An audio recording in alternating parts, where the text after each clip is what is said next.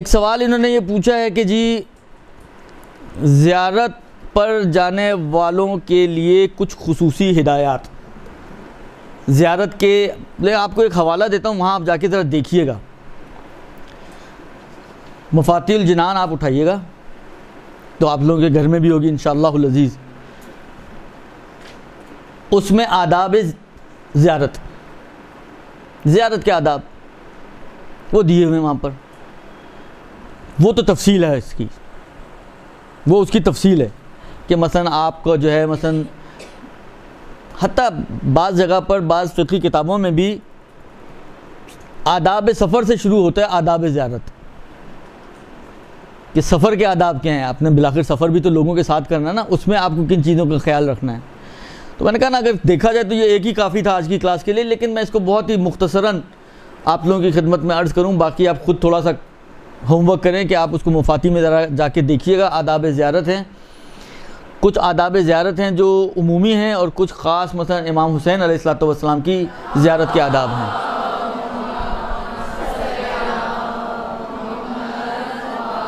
جس میں تھوڑا بہت ڈفرنس بھی ہے، لیکن بہرحال ایک جملہ جو بہت سی زیارتوں میں بھی آپ کو ملے گا، وہ بہت ہی اہمیت کا حامل ہے زیارت کے لیے۔ یعنی ہمارے اپنے علمی کارناموں کے اعتبار سے اگر ایسی روایتیں موجود ہیں جن میں وہ جملہ نہیں ہے، اور کچھ ایسی روایتیں ہیں جن میں وہ جملہ ہے، تو ان دونوں کو جب ہم جمع کرتے ہیں روایتوں کو، تو نتیجہ یہی بنتا ہے کہ جن میں نہیں ہے مراد ان کی بھی وہی ہو جائے گی۔ یعنی یہ جو قید والی روایتیں ہیں، یہ قید والی روایتیں اس دوسری روایتوں کو جن میں کوئی قید موجود نہیں ہے، جن میں یہ جملہ موجود نہیں ہے، ان کی کانہ وضاحت کر رہی ہوتی ہیں۔ تو یہ جب جو ان کی وضاحت کر رہی ہوتی ہے، نتیجہ یہ بنتا ہے کہ پھر ان سے بھی مراد یہی والی چیز بن جایا کرتی ہے۔ وہ جملہ کیا ہے؟ میں نے کہا نا، آپ ائمہ کی زیارتیں اٹھا کے دیکھیں، حتیٰ بعض اوقات امام زادوں کی زیارتوں میں بھی یہ جملہ موجود ہے، حتیٰ جو مجھے اب اس وقت یاد پڑ رہا ہے جناب معصومہ قم سلام اللہ علیہ کی زیارت کے اندر بھی یہ جملہ موجود ہے۔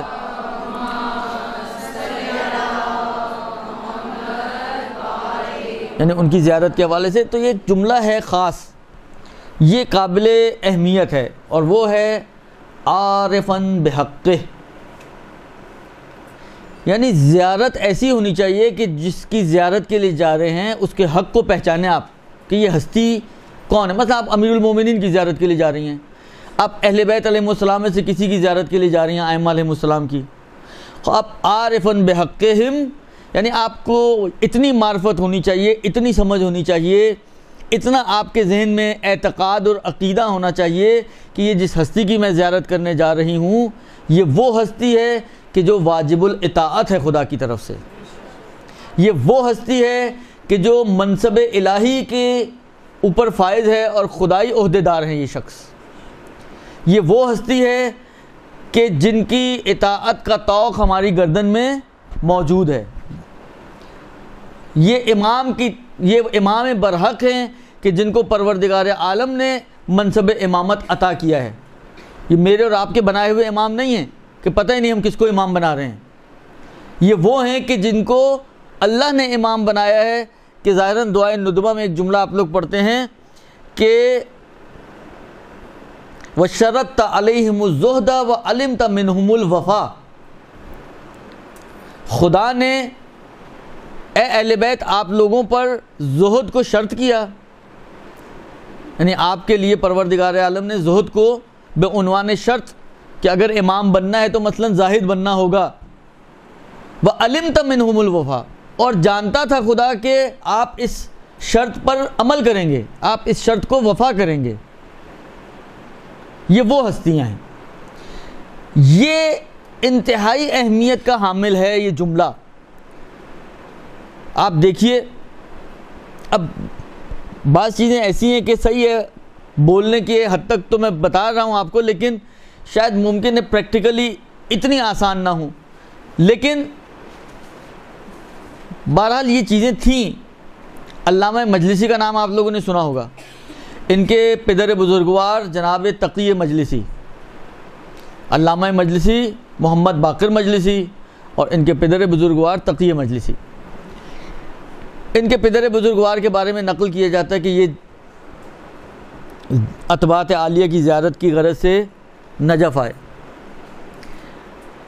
اچھا، آپ میں سے کتنے سارے لوگ، ابھی میں نے کہا نا کہ کچھ چہرے ایسے ہیں جو ابھی ہو کر آئے ہیں تازہ، آپ میں ایسے بھی ہوں گے جو آگے پیچھے پلس مائنس بہت سے لوگوں نے زیارتیں کی ہوں گی. آپ فرض کریں آپ کربلا پہنچی، آپ ہوٹل میں آپ نے سامان رکھا، پہلا دل آپ کا کیا چاہ رہا ہوتا ہے اس وقت؟ انسان کا بس نہیں چل رہا ہوتا کہ وہ ایئرپورٹ سے سیدھا ہی حرم جائے. اتنا اس کا دل بے قرار اور بے تاب اور بے چین ہوتا ہے کہ وہ بس سامان رکھے اور بھاگے. کھانا کھایا ہے نہیں کھایا ہے، تھکے ہوئے ہیں، کسی چیز کو لحاظ کرنے کے لیے انسان آمادہ نہیں ہوتا، اور اس کا دل چاہ رہا ہوتا ہے کہ بس کسی طرح بس حرم پہنچ جائے، جس کی خاطر اتنی دور سے ہم اٹھ کر آئے ہیں.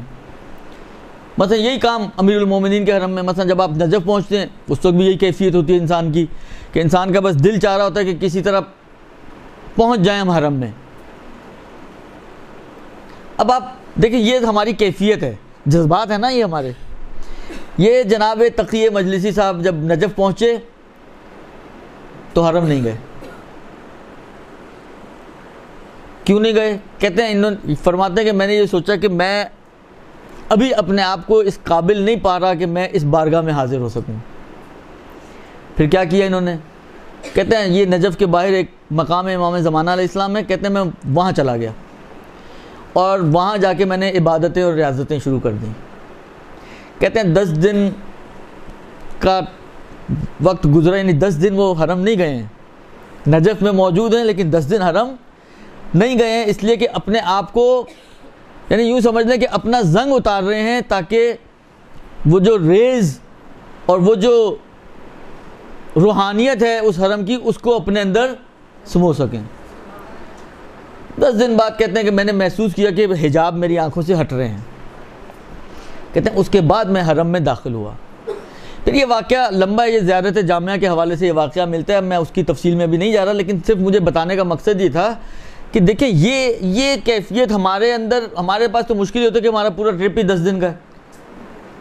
حالانکہ ان کے حجاب 10 دن میں اترے ہیں، ہمارے تو پتہ نہیں کتنے دنوں میں اترے ہیں حجاب. کتنی موٹی موٹی چادریں ہماری آنکھوں کے آگے پڑی ہوئی ہیں، اس چادروں کو ہٹانے کے لیے پتہ نہیں ہمیں کتنی مدت چاہیے. لیکن بہرحال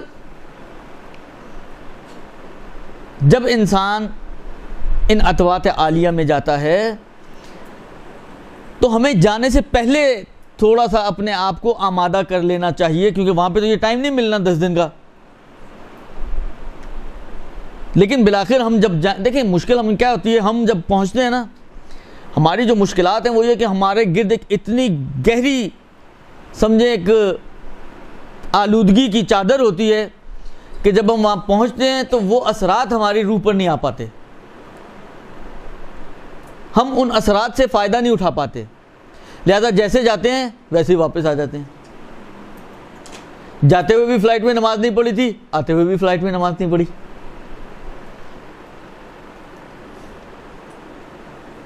جاتے ہوئے بھی مثلا حجاب کا جو عالم تھا، آتے ہوئے بھی اسی طرح حجاب کا عالم ہے. جاتے ہوئے بھی مثلا جتنے نافرمان تھے ہم اپنے والدین کے، آنے کے بعد بھی اتنے ہی یا شاید اس سے زیادہ ہو گئے ہوں. وہ اثرات ہم لا ہی نہیں پاتے کہ جو اثرات ہماری روح پر. وَإِلَّا آپ سوچیے تو صحیح کہ امیر المومنین جیسی شخصیت پر از روحانیت، یعنی جو شخص جہاں دفن ہو وہ حصہ جنت کا ٹکڑا بن جائے، یعنی زمین پر اتنا اثر انداز ہو جائے وہ شخص، وہاں دفن ہونے والے افراد کے لیے امن کا ذریعہ بن جائے. اب یہ باتیں آ رہی ہیں، میں اس لیے ایک اور مجھے واقعہ ذہن میں آیا، میں آپ کی خدمت میں عرض کروں.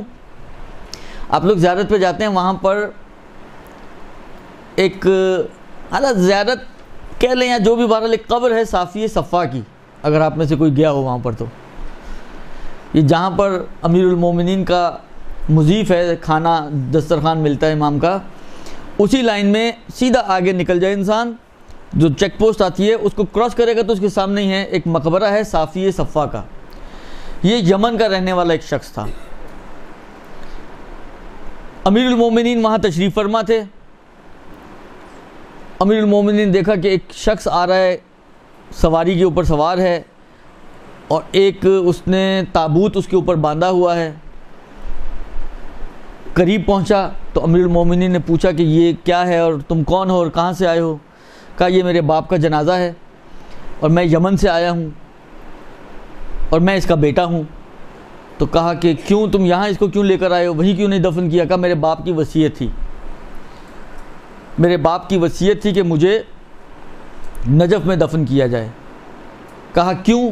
کہا اس لیے کہ میرا باپ یہ کہتا تھا کہ جو شخص بھی نجف میں دفن ہوگا وہاں ایک ایسے شخص کو دفن کیا جائے گا کہ جس کی شفاعت سے ایک بڑی تعداد لوگ جنت میں داخل ہوں گے. تو اس وجہ سے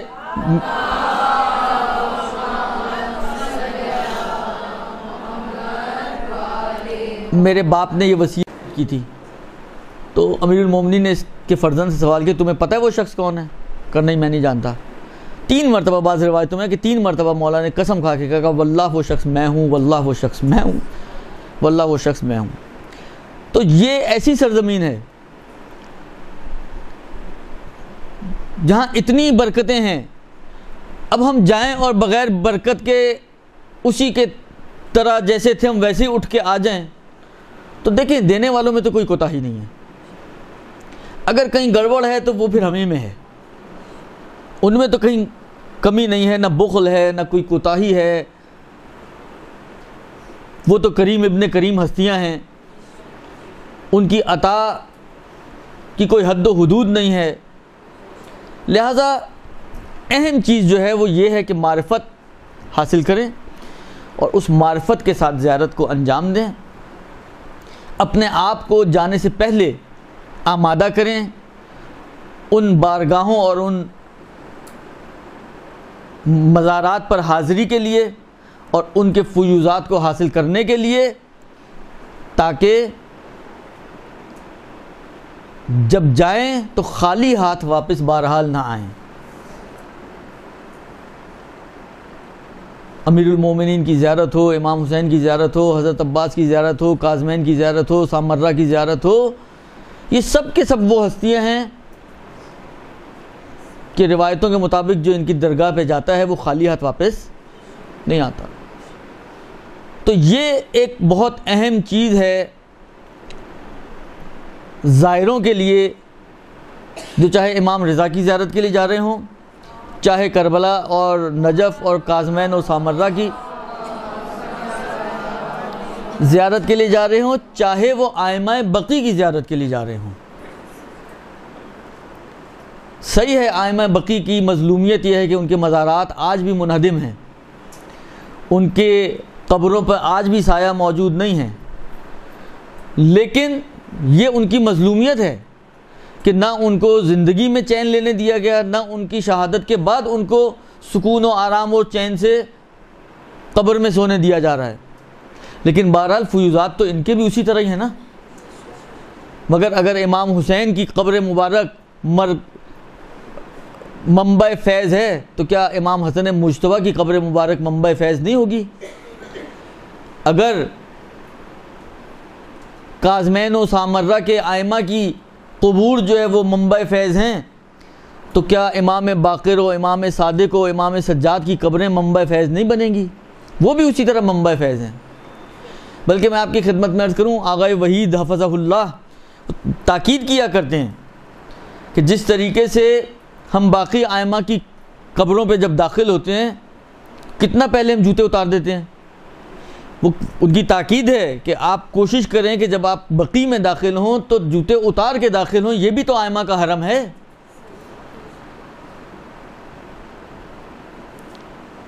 لہٰذا یہ بہت اہم چیز ہے زائروں کے لیے جو جاتے ہیں زیارت کے لیے, کہ اگر وہ اس زیارت کا بھرپور فائدہ اٹھانا چاہتے ہیں تو عارفاً بحقہم ان کی زیارت ہونی چاہیے, معرفت والی زیارت. پتہ تو ہو ہم جا کس کے پاس رہے ہیں, پتہ تو ہو ہم کن ہستیوں کی بارگاہ میں حاضر ہو رہے ہیں. ان کی عطا کیا ہے، ان کا کرم کیا ہے، ان کا جود کیا ہے، ان کی سخا کیا ہے، ان چیزوں کو جان کر، ان کو پہچان کر، دیکھیں یہ بہت ہی فطری سی چیز ہے نا. مثلا فرض کریں ایک شخص کے بارے میں آپ بہت پریشان حال ہیں. اللہ سمجھانے کے لیے ایک مثال دے رہا ہوں، آپ سے ہونا ضروری نہیں کہ آپ ہی لوگوں، مثلا کوئی شخص ایکس وائی زی بہت پریشان ہے، مثلا بہت پریشان ہے، بہت ہی ٹینشن میں ہے، بہت ہی ڈپریشن میں ہے. مثلا فرض کریں اس کے بچوں کی اس کے پاس فیس نہیں ہے اور پریشان ہے کہ اگر فیس جمع نہیں کی تو میرے بچوں کو نکال دیا جائے گا. آپ مثلا فرض کریں وہ شخصیت ہیں کہ آپ لوگوں کی ہیلپ کرتی ہیں اسی حوالے سے، مثلا کہ آپ کو بڑا شوق ہے کہ بچے پڑھیں، تو آپ جہاں پر آپ کو کوئی ایسا بچہ ملتا ہے کہ جس کی فیس کا مسئلہ، آپ اس کی فیس پے کر دیتی ہیں. لیکن اس خاتون کو پتہ نہ ہو کہ آپ یہ کام کرتی ہیں، اس کی مشکل حل ہوگی، اس لیے کہ اس کو پتہ ہی نہیں ہے کہ یہ دینے والی ہستی ہے. لیکن اگر اس کو پتہ ہو کہ یہ جو خاتون میرے ساتھ بیٹھی ہوئی ہے، سامنے کھڑی ہوئی ہے، یا مثلا فرض کریں میرے اڑوس پڑوس میں رہتی ہے، اس کا ہاتھ بہت کھلا ہے، وہ کسی کو رد نہیں کرتی، اب آپ بتائیں اس کی مشکل حل ہوگی یا نہیں ہوگی؟ اس کا اطمینان کا کیا عالم ہوگا کہ یار چلو نہیں ہو رہا، میں اس کے پاس جاؤں گی. تو پتہ ہو کہ ہم کس کے پاس جا رہے ہیں، وہ کیسے عطا کرنے والے ہیں، یہ اور بات ہے. اور آپ آنکھیں بند کر کے بلائنڈلی چلی جائیں، صحیح آپ نے اپنی ایک روٹین میں، وہ جو کہتے ہیں نا لقلقائی زبانی، آپ نے ایک روٹین میں لمبی سی لسٹ، جو روز یہاں پہ آپ نماز میں دعا کرتے ہیں، آپ نے وہاں پہ بھی جا کے دعا مانگ لی، لیکن نہ آپ نے صاحب قبر کو پہچانا، نہ اس کی معرفت حاصل کی، نہ اس کے کرم کو پہچانا، نہ اس کی بخشش کو پہچانا، نہ اس کے جود و سخا کو پہچانا. تو بہرحال یہ ایک ایسی چیز ہے کہ فطرتاً وہ بات بنتی ہی نہیں ہے جب جو بات اس صورت میں بنتی ہے کہ جب انسان جانتے پہچانتے ہوئے کسی کے سامنے اپنی حاجت کو پیش کرتا ہے. میں نے کہا نا یہ ایک جو نقطہ میں آپ کی خدمت میں عرض کر رہا ہوں، یہ کی نقطہ ہے. باقی اور بہت ساری چیزیں ہیں کہ جو ان ظاہروں کی خدمت میں کہی جا سکتی ہیں، یا بعض اوقات گروپ ساتھ ہوتے ہیں تو ہم بولتے بھی ہیں کہ انسان جب وہاں جا رہا ہے تو وہاں جا کر بالآخر کوشش کرے کہ اپنے آپ کو چینج کرے، اپنی روح کو چینج کرے، اپنی فطرت کو چینج کرے، اپنے جو خطائیں ہیں، جو غلطیاں ہیں. دیکھیں ہم لوگ بعض اوقات ایک بڑی تعداد ہم میں سے وہ ہوتی ہے کہ جب ہم کسی بھی حرم میں ہوتے ہیں اور جو ہم دعائیں مانگ رہے ہوتے ہیں اس میں کیا ہوتا ہے، آپ خود اپنے آپ سے سوال کریں کہ ہم جو مانگ رہے ہوتے ہیں وہ کیا مانگ رہے ہوتے ہیں. کسی کی بچی کی شادی کا مسئلہ ہے تو وہ اس کے اوپر بیٹھا ہوا ہوگا، وظیفے بھی پڑھ رہا ہوگا، وہاں پر تبرع بھی کر رہا ہوگا، وہاں پر جو جس نے بتایا وہ حرم میں بیٹھا پڑھ رہا ہے یا پڑھ رہی ہے وہ خاتون، تاکہ اس کی بچی کی شادی ہو جائے. کسی کی اولاد نہیں ہے تو وہ اولاد کے پیچھے لگے ہوئے ہیں. کسی کے کاروبار کا مسئلہ ہے تو یعنی ہم جس کو کہنا بہت بڑا ہم و غم جو ہوتا ہے اہل بیت کی بارگاہ میں حاجتیں طلب کرنے کا، وہ ہماری دنیا ہے. اس لیے کہ ہم دنیا سے نکلیں تو آخرت کی سوچیں گے نا. ہم میں سے کتنے ایسے لوگ ہیں جب آئمہ کی بارگاہ میں جاتے ہیں تو ان سے یہ دعا کرتے ہیں کہ مولا اپنی مزید معرفت کو ہمارے دل میں بڑھا دے. کتنے لوگ ہیں کہ جو خدا سے یا آئمہ سے یہ دعا مانگتے ہیں کہ جو ہمارا یقین آپ کی ذات پر ہے اس یقین کو مزید بڑھا دے.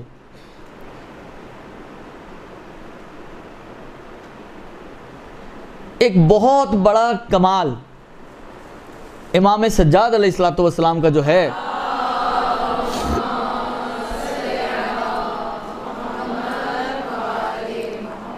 وہ یہ ہے کہ امام سجاد علیہ السلام نے بالخصوص، باقی ائمہ کی جو دعائیں ہیں ان میں بھی ہے لیکن انہوں نے تو کام ہی دعاؤں کے ذریعے کیا نا، اس لیے میں امام سجاد کا ریفرنس دے رہا ہوں کہ امام سجاد علیہ السلام نے بالخصوص ہمیں بتایا اور سکھایا کہ دعا مانگتے کیسے ہیں.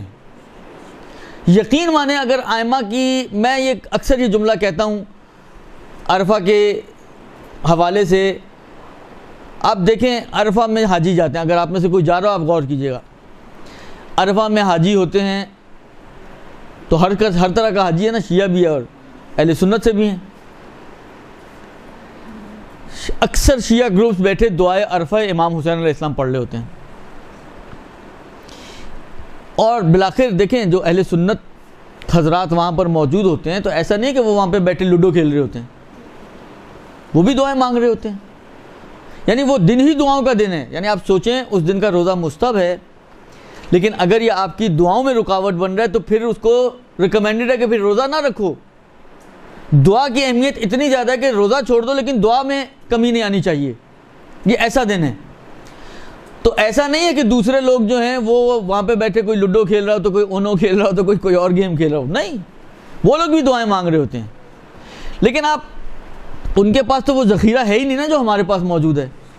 یعنی آپ ان کی دعاؤں کو سنیں اور اس دعا عرفہ کو رکھیں اپنے سامنے.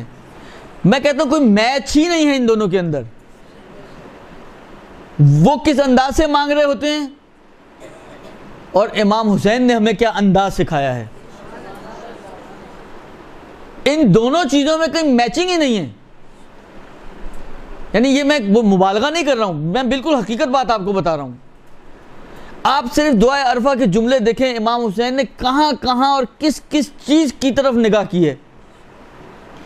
آپ ترجمہ پڑھیے گا یا عربی اگر سمجھ میں آتی ہو عربی پڑھیے گا اور پھر آپ سوچیں تو صحیح کہ امام نے چھوڑی کیا چیز ہے.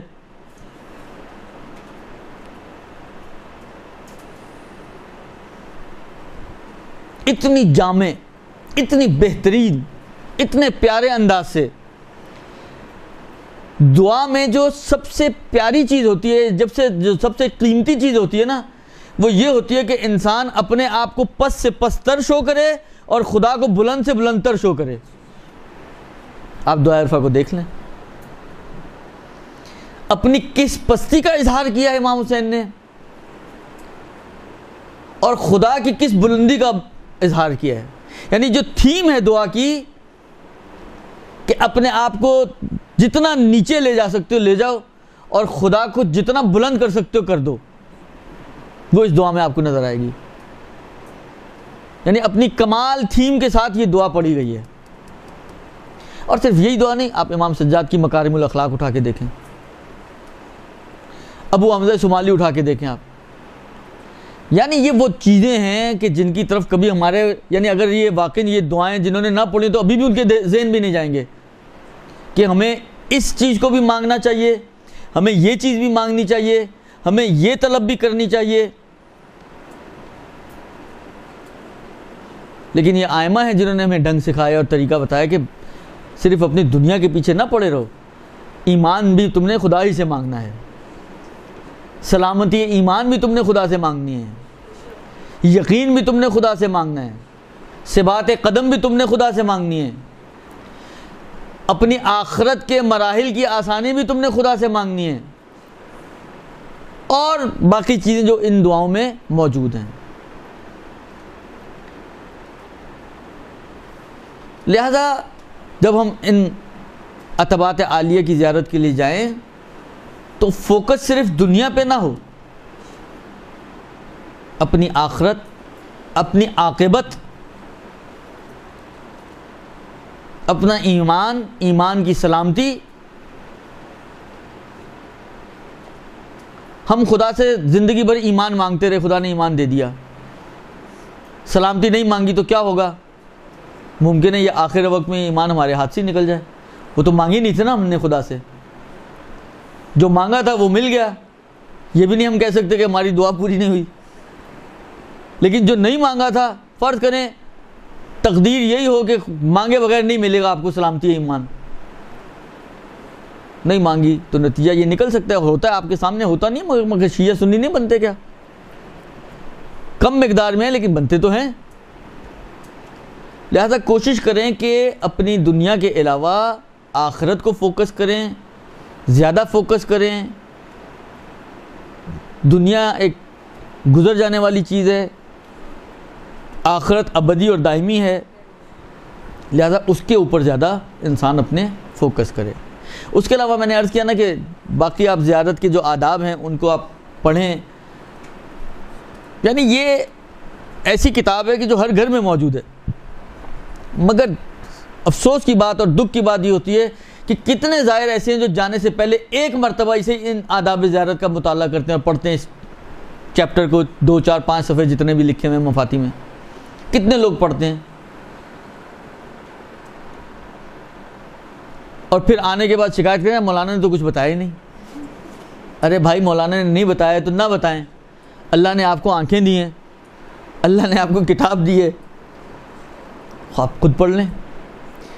ہم لوگ صرف منتظر رہتے ہیں کہ جو مولانا بتا دیں بس وہی کرنا ہے، جو نہیں بتایا بس نہیں بتایا تو پھر ہم نے بھی کچھ نہیں کیا۔ تو یہ کوئی پازیٹیو تھنکنگ نہیں ہے۔ صحیح ہے مولانا حضرات ساتھ ہوتے ہیں، دیکھیں مولانا بھی کوئی معصوم تو نہیں ہے نا، کچھ چیزیں اسکپ ہو سکتی ہیں اس سے، یا اس کی نظر میں جو چیزیں اہم ہوتی ہیں بعض اوقات وہ ان پہ فوکس کر رہا ہوتا ہے، تو بعض چیزیں جو اس کی نظر میں اہم نہیں ہیں لیکن ممکن ہے آپ کی نظر میں اہم ہو، وہ اسکپ ہو جاتی ہیں۔ ٹائم تو اتنا نہیں ہوتا نا کہ آپ کو سارا دن تو مولانا لے کے نہیں بیٹھے رہتے آپ کو کہ 24 گھنٹے میں سے جو ہے چلو 6 8 گھنٹے سونے کے چھوڑ دو، اس کے باقی سارا دن آپ بیٹھی مولانا کی واعظ و نصیحت سن رہی ہوں، تو 1 گھنٹہ سننا مشکل ہوتا ہے۔ مولانا حضرات کو چہرے سے دے کے آپ کہیں جی 6 گھنٹے آپ سنیں، تو یہ نہیں ہوتا ہے۔ لہٰذا تھوڑے سے ایفرٹس ہمیں خود بھی کرنے چاہیے۔ اور میں نے کہا نا کہ اس کے لیے آپ کو کوئی کون سی کتاب ڈھونڈیں، ہم کہاں سے ڈھونڈیں، ہم کہاں جا کے دیکھیں، کچھ آپ کے گھر میں موجود ہے کتاب۔ میں نہیں سمجھتا جتنے افراد یہاں پہ موجود ہیں کسی کے گھر میں مفاتی نہ ہو۔ اب تو گھروں کے علاوہ آپ کے موبائلوں میں بھی ہوگی، نہیں ہے تو ڈال لیں، تو آپ کے موبائل میں بھی موجود ہے سب کچھ۔ تو کہنے کا مقصد یہ ہے کہ زیارت کو اس کے ادب و آداب کے ساتھ، پھر ایک بات میرے ذہن میں آ رہی ہے میں آپ کے ساتھ وہ بھی شیئر کر لوں، کیونکہ دیکھیں ان ادب و آداب کی اہمیت ہوتی ہے، ان ادب و آداب کی اہمیت ہوتی ہے۔ آپ کہیں جی مثلا فرض کریں غسل زیارت خوب واجب تو نہیں ہے، نہیں ہے ٹھیک ہے واجب نہیں ہے، حالانکہ واجب نہیں تو نہ کریں تو نہ کریں، مرضی آپ کی۔ لیکن بالآخر ایک ایسی زیارت جو بغیر غسل کے کی گئی ہے اور ایک ایسی زیارت جو غسل کے ساتھ کی گئی، کچھ تو فرق ہوگا نا جو ائمہ نے اس کی تاکید کی ہے۔ یعنی بغیر اثر کے تو نہیں بولا ہوگا، ایک چیز کا کوئی اثر ہی نہیں ہے، اس کی کوئی اہمیت ہی نہیں ہے، اس کے کوئی آپ کی زیارت کو بہتر بنانے کے لیے کوئی اس کا تعلق ہی نہیں ہے، تو کیوں بولیں گے ائمہ؟ جب اس کا کوئی تعلق ہی نہیں ہے تو کیوں بولیں گے ائمہ؟ حالانکہ مثلا من باب مثال آپ زیارت میں کالی چادر پہن کے جائیں یا سفید پہن کے جائیں، حالانکہ فرض کریں کہ اس کا کوئی تعلق ہی نہیں ہے، تو امام بولیں گے بھی نہیں کہ بھائی کالی چادر پہن کے جاؤ۔ کیوں نہیں بولیں گے؟ اس لیے کہ کالی پہنو یا سفید پہنو دونوں صورتوں میں ایک ہی ثواب، ایک ہی اجر، ایک ہی چیز ہے، تو کیا فرق پڑنا ہے؟ لیکن اگر فرض کریں سفید چادر سے احرام میں، افضل یہ ہے کہ سفید کپڑے میں احرام پہنا جائے، اس کا مطلب ہے اس کے کچھ تو ہوگا، وَإِلَّا بیان کرنے کی ضرورت ہی نہیں تھی۔ تو یہ جو آداب بیان کیے جاتے ہیں، مجھے واقعہ یاد آ رہا ہے، پورا بہت زیادہ جزیات کے ساتھ نہیں، میں مفہوم اور خلاصہ صرف عرض کر رہا ہوں اس واقعے کا، کہ خاک شفا کے حوالے سے یہ واقعہ ہے۔ امام کے ایک بہت ہی جلیل القدر صحابی تھے، ظاہراً جب مجھے نام یاد آ رہا ہے جابر جوفی کا یہ واقعہ جو میرے ذہن میں ہے، جو 5ویں امام کے صحابیوں میں سے تھے۔ ایک دن بیمار تھے، 5ویں امام نے اپنا کوئی قاصد بھیجا اور اس کو کہا کہ مثلا جابر کو بلا کے لاؤ۔ وہ دروازے پہ پہنچا جابر کے، شاید اب جو میں نے کہا نا میرے کو بہت پوری جزیات ذہن میں نہیں ہے، بہت پہلے میں نے یہ واقعہ کہیں سنا تھا یا دیکھا تھا، ظاہراً کامل الزیارات میں ہے یہ جو مجھے یاد پڑ رہا ہے۔ تو لیکن اب یہ کہ امام نے اسی وقت ساتھ ہی اس کو، کیونکہ امام کو تو معلوم تھا وہ بیمار ہے، تو ساتھ ہی خاک شفا بھیجی تھی، یا کچھ بعد میں دوبارہ یہ واپس آیا اور واپس لے کے گئے، اب یہ میرے ذہن میں اس وقت جزیات نہیں ہے۔ خلاصہ یہ کہ یہ بیمار تھا اور اس قابل نہیں تھا کہ اٹھ کے کھڑا ہو کر امام کے پاس جا سکتا، تو امام نے اس کو خاک شفا بھیجی، اس نے خاک شفا پی، ادھر خاک شفا اس کے اندر گئی، ادھر یہ اٹھا کھڑا ہوا اور امام کی خدمت میں پہنچ گیا۔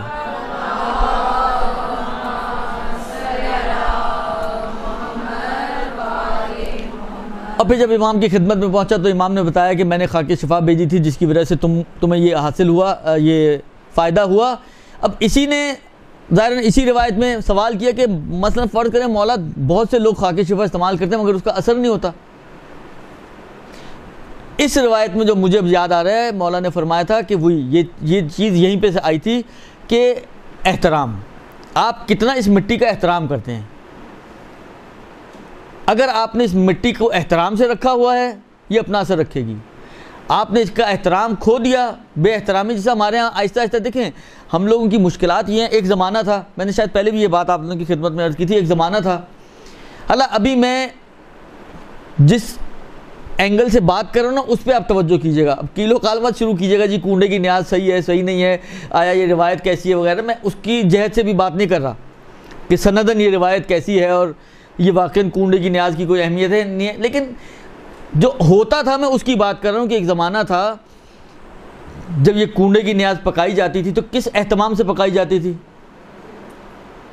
کمرے کو پہلے پاک صاف کیا جاتا تھا، حالانکہ پاک گھر ہوتا تھا، اسی کمرے میں نمازیں پڑھی جاتی تھی، لیکن خاص کیونکہ نیاز بننی ہے اس کمرے کو دھویا جاتا تھا. اگر کوئی خاتون ایام عادت میں ہوتی تھی تو اس کمرے میں نہیں گھس سکتی تھی. پھر جناب علی ہاتھ وغیرہ دھو کر وضو وغیرہ کر کے بڑے اہتمام سے وہ جو ٹکیاں وغیرہ اور جو بھی نیاز تھی اس کو بنایا جاتا تھا. یہ ایک احترام تھا. آج کل کیا ہوتا ہے؟ آج کل ہمارا ایک ہی سنو یار واجب تو نہیں ہے، چلو ٹھیک ہے. وہ واجب نہ ہونے کے چکر میں ہم نے سارے ویلیوز کا بیڑا غرق کر دیا، جبکہ ان ویلیوز کی اپنی اہمیت ہے. آپ کیا سمجھتے ہیں کہ آپ ان چیزوں کو جو اہل بیت علیہ السلام سے منسوب ہیں یا خدا سے منسوب ہیں آپ ان کا احترام کریں تو اس کا کوئی فائدہ آپ کو نہیں ملے گا. تو ان چیزوں کا اپنا احترام ہے، اپنی جگہ پر ہے. جتنا آپ احترام ان چیزوں کی نسبت انجام دیں گی اس کے اثرات ہیں اپنی جگہ پہ، چاہے واجب نہ بھی ہو.